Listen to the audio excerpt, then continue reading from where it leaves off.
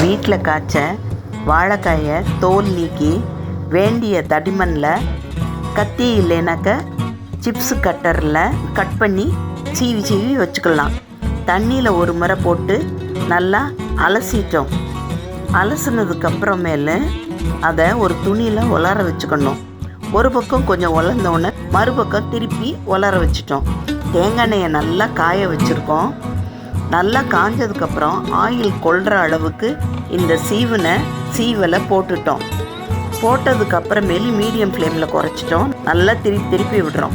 நல்லா முக்கால் பதம் வெந்த உடனே தண்ணியில் உப்பை சேர்த்து அதை ஒரு ஸ்பூன் அளவுக்கு எடுத்து ஊற்றுறோம். ஊற்றிட்டு இப்படி கிண்டி விடுறோம். கொஞ்சம் மஞ்சப்பொடி இந்த தண்ணியில் சேர்த்தோன்னாக்க கொஞ்சம் ப்ரௌன் கலரில் கிடைக்கும். பின்னாடி இருக்கிற மாதிரி முன்னாடி இருக்கிறது உப்பு தண்ணி சேர்த்த கோல்டன் கலரான சிப்ஸு ரெடி.